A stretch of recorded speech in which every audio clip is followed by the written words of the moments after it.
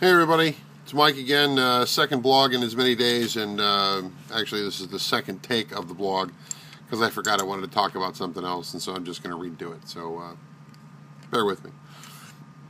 First off, Panthers, they put Sherrod Martin on the injured reserve list, also Antoine Applewhite. Tough break for both of those guys. They also released Jeremy Bridges. I'm a little upset about that, but, you know, I mean, it's a football decision. I like JB a lot, wish him the best. Had a chance to talk with John Beeson on the Ford Sports Night. If you missed that, check it out on news14.com. Got his thoughts on the emotions that Kansas City went through. If you missed the interview, pretty good stuff from John about an experience he went through at Miami. So props to him for talking about that. Quickly, NHL. Sides met on Tuesday night, late, almost, actually, it's after midnight. Almost into Wednesday morning, and for the first time in a long time, I think they can actually get a deal done. And I know that's way optimistic of me, but I think they can actually get a deal done. And if a deal does get put into place, the owners are going to have to be the ones to do the explaining. The Players Association didn't have keys for the locks. They were not the ones that were locking the doors, keeping the players out. Players wanted to play. The owners wanted massive givebacks. The owners are going to get some of those givebacks, I'm sure. But the fact that the two sides met for such an extended period of time without Gary Bettman and without Donald Fehr, the NHL commissioner and the executive director of the Players Association, because those two weren't in the room, there's a glowing sense of optimism like they're actually going to get a deal. So there's that. Cleaning crew's here late, so I'm going to try to wrap this up before the vacuum comes by. So there's optimism. Board of Governors is going to meet on Wednesday in New York, and I have a sneaking suspicion that there will be some sort of announcement that the season will be saved, that an agreement has been reached in principle, and they'll get the teams into camp, and we may actually have hockey within maybe 10 days, which would be, for me, be great, because I'm a hockey guy. Okay, so there's that. Larry Fedora, alleged to have spoken to the University of Tennessee, or to be speaking to the University of Tennessee, about their head coaching vacancy. Boy, if that's the case, I'm really, really disappointed. Why sign a contract if 1 year into it you're ready to jump ship and leave? You signed the deal knowing what Carolina was getting into. You knew there were going to be penalties coming from the NCAA. They hadn't all been handed down yet. You knew trouble was on the horizon.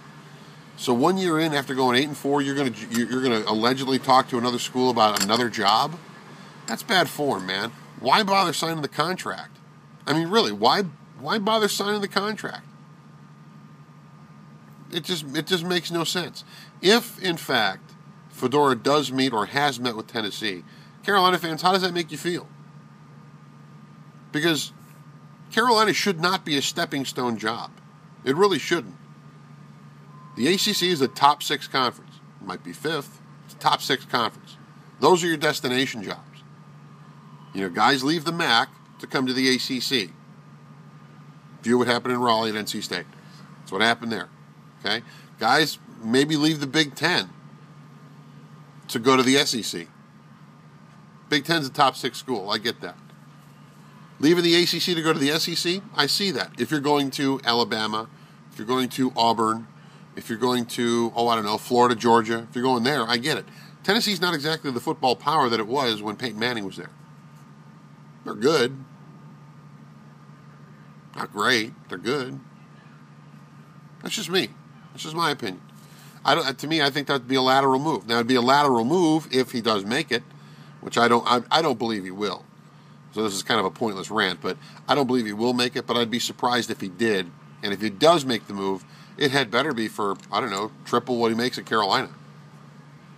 Otherwise, it's kind of an insult. It really is. But I don't think he's gonna leave. That's just my guess. I don't think he's gonna go, but still, it's bad form if he has in fact interviewed for the job. Last thing, the New Orleans Hornets have said that they want to change their name, or at least there's a report out there saying that they want to change their name. The Hornets folks say that they've not contacted the league. The process hasn't begun. Tom Benson said he wanted to change the name when he bought the team. So you knew that was coming. And so now they want to go from Hornets to Pelicans. Forget that. Who cares what they call their basketball team? They could be called the New Orleans Gold Diggers. They could be called the New Orleans Steamboats. It doesn't matter. Okay? Do you like the name Pelicans? Personally, I think it's kind of silly, but hey, there are connections there within the state and within Louisiana with the Pelican. So if that's what they want to do, hey, Tom Benson, your club, you do it. Good for you. What this does mean is that the name Hornets could be available again. And if the name Hornets is available and the Charlotte Bobcats wish to change their name from Bobcats to Hornets, then go for it. Now is the time that if you want to start the campaign of bring back the buzz and rename the team, now's the time, because it looks like the name is going to be available sooner rather than later. In fact, the reports that are out there say they want it for next season. Be a massive undertaking, a complete rebranding of the team and the colors and everything else if they wanted to change the colors. But the Bobcats would have to do the same thing. And once again, it comes down to being frivolous with other people's money. You know, demanding that they change the team name, that's not your call. It's not my call. You know, the fans can say what they want, but at the end of the day, that's going to be Michael Jordan's call. And it's going to be Michael Jordan's money that pays for that thing, and that's not cheap. New uniform designs, new branding of the team, all that. It's dollars.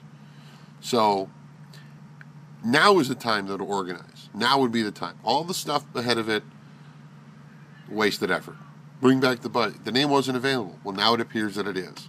So now, if you want to make your point known, now's the time to get in touch with the Charlotte Bobcats and the NBA team in Charlotte and let them know that you would love to see that. And they've listened.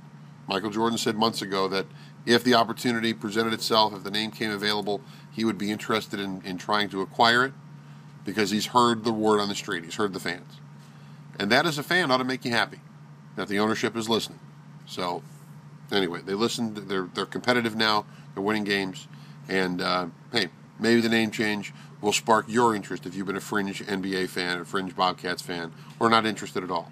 Maybe that'll change for you now. All right, I'm going to go home. And appreciate you checking in on the blog, and we'll check back in with you later on in the week.